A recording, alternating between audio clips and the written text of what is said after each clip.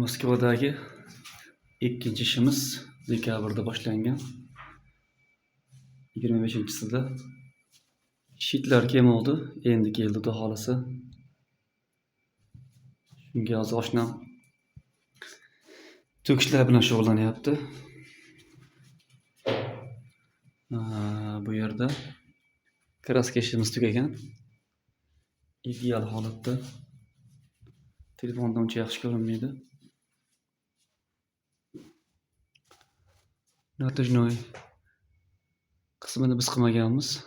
Faqat devor pokraska, dov pokraskagacha ish qilingan.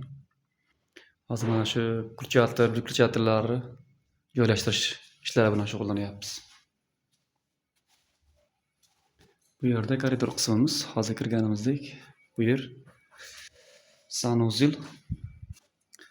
Mana bunday dekoratsionniy plitka terildi. 45 graduslar bilan.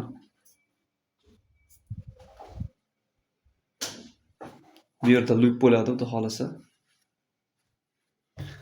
Mana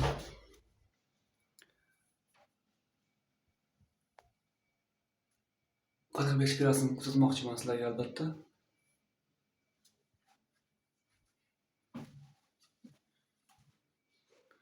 Sredniy kafel, uncha qimmat emas. Lekin yaxshigina vid beryapti.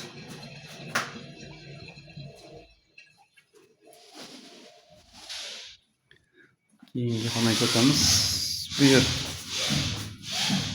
kladovka. Mana bunday qora kafel bilan, mana mebelni kafellar uyg'unlashtirilgan holatda.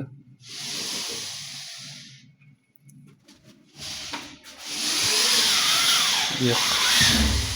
Apelsinli xona ekan. Bu yerda ham faqat dokraska, pokraska qilingan xolos ishimiz. Keyin mana bu elektrika ishlarini tugatib qo'yish kerak.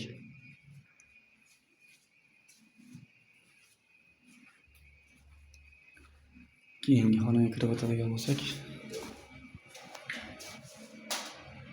общий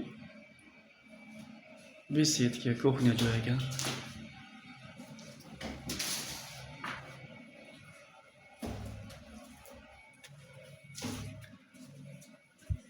Bu yerda svet yo'q.